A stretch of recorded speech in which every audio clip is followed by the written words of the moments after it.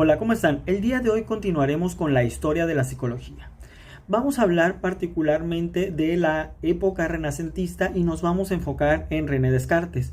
Como vimos en la última parte del video anterior, René Descartes fue una persona que logró analizar lo que había sucedido en el pensamiento tanto del medievo, de hecho lo criticó bastante, y también vamos a ver cómo encontramos su visión ya en los filósofos que nosotros hemos visto. Por ahí ustedes van a definir con quién hubiera estado de acuerdo, con Aristóteles o con Platón, pero eso se los dejo a ustedes de tarea.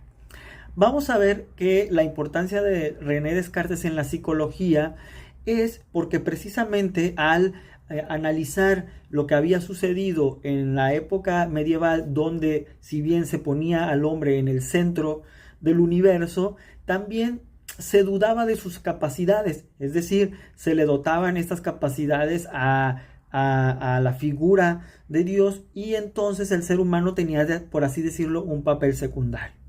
Sin embargo, una de las cosas muy importantes que no solo fueron relevantes para la psicología, sino también para la ciencia, es que propuso un método, y este método, que obviamente no tal cual, no al pie de la letra, pero fue una de los primeros intentos por dotar a la ciencia precisamente de un método. René Descartes partía de la idea de que solo la duda puede, o solo de la duda puede surgir el conocimiento. Entonces, esto pone al ser humano en un papel en donde tiene que dudar, ¿no? Solo hay algo del que el ser humano no puede dudar, y es de su propia existencia. Entonces, de su propia existencia y de su autoconciencia. Entonces, esto es una responsabilidad muy grande para que el ser humano pueda dudar incluso de sí mismo y pueda dudar de las cosas, incluso de la presencia de Dios. Sin embargo, vamos a ver que, bueno, Descartes también tenía una visión particular acerca de Dios, ¿no? René Descartes tenía una premisa que seguramente ustedes conocen, que es la de pienso, luego existo.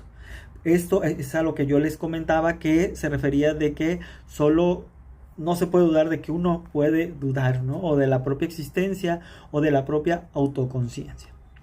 René Descartes entonces sería así el padre de lo que va a ser muy importante incluso en la psicología actual. Digo, no es lo único que sustenta la psicología, pero va a ser una parte muy importante, que va a ser el racionalismo.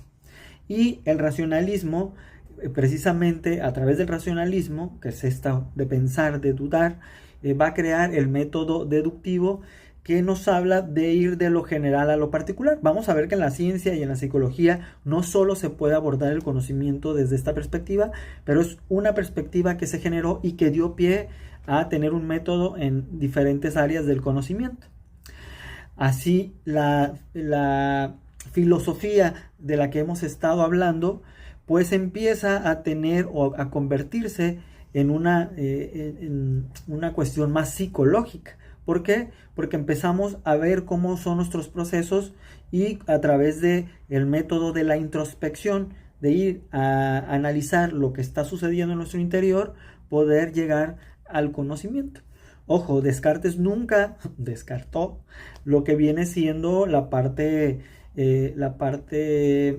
física, la parte biológica, sino que incluso a él también se le deben algunas cuestiones muy importantes de las matemáticas, sobre todo, pero en particular en el ser humano, él tenía un enfoque mecanicista que después se retomó también.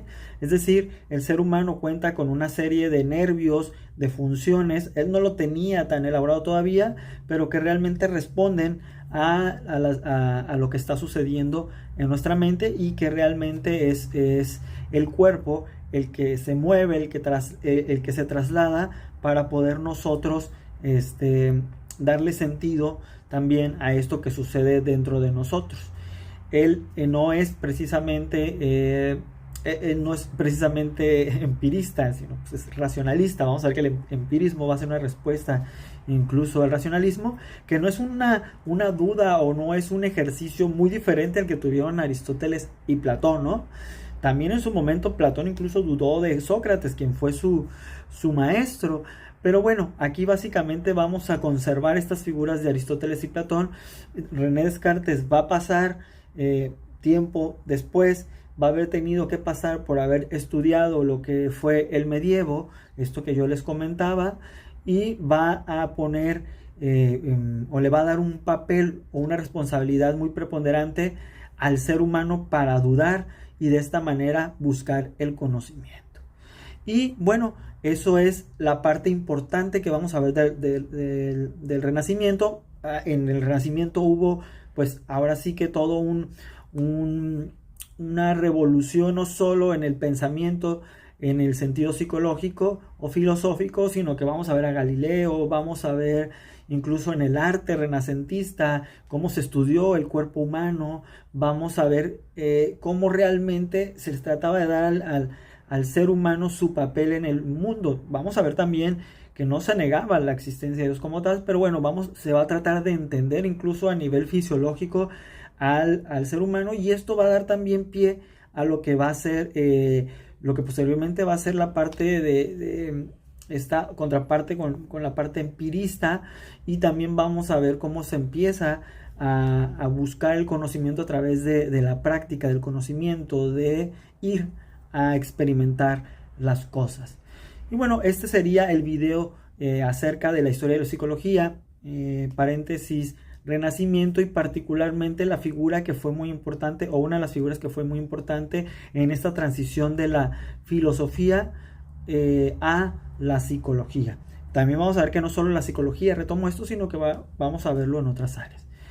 Bueno, espero que esta explicación haya quedado claro. Les dejaré los recursos o las actividades en el lugar correspondiente. Espero que se encuentren bien y espero verlos pronto. Cuídense mucho. Nos vemos. Bye.